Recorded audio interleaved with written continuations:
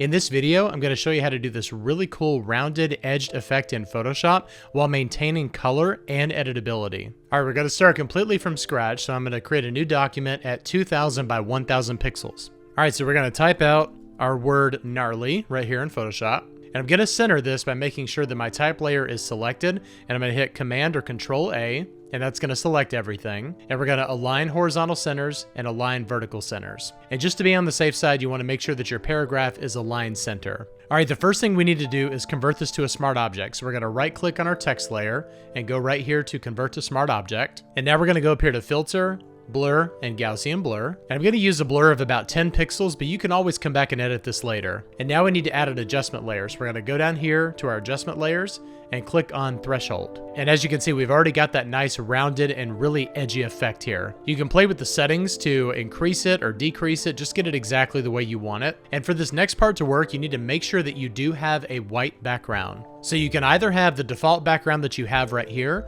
or you can go here to solid color and make sure that you have a solid color background layer of white. And now we're going to go to the threshold layer right here, and we're going to click on a new solid color, and that's going to be above here. We can make it any color we want to and hit OK. And now we just need to change the blending mode to lighter color. And then you can always go back in and change the color by double clicking on the color itself in the layers panel, and then go in and change the color to whatever you want, and the color will match up exactly. Now, if you want to go in here and edit this type, all we have to do is go to our gnarly type layer right here, double click on the thumbnail, and this will bring us to a smart object instance within Photoshop. So I'm going to type in tubular, and we're going to hit save. But as you'll notice, if you go back in here, the sides are cut off. So we need to go back to our smart object layer, and we're going to need to expand the canvas. So I'm going to hit Command Option C or Alt Control C on Windows, and we just need to expand the width of that and then hit save. And when we go back in here, the sides are no longer cut off. Now there is an alternate way of doing this where you don't have to worry about the sides being cut off,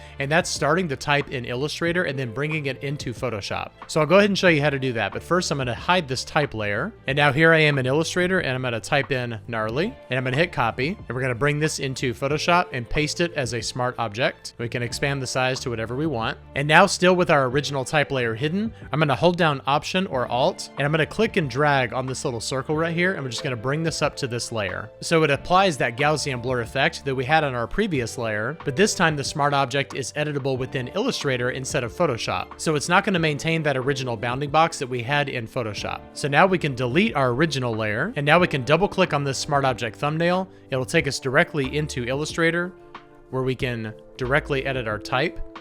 I'm going to hit save, and when we go back into Photoshop, it adjusts for the width, and we can still go in and change it to whatever color we want. And let's say you have it exactly as you want it and you want to isolate it to its own layer. I'll show you how to do that. So we're going to select all of the layers right here, and we're going to hit Command or Control E.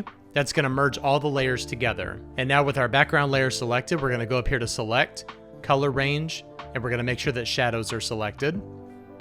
We're going to hit OK. And now we've got the marching ants around our artwork, and we're just going to hit Command or Control J, and that's going to isolate it on its own layer. And now you can fill your background layer with white, and we have our artwork exactly as we want it on its own layer. And that's how you create this really cool effect in Photoshop. I hope you enjoyed this video. If you did, please like, share, and subscribe to support the channel. Thank you so much for watching, and I'll see you next time. Bye-bye.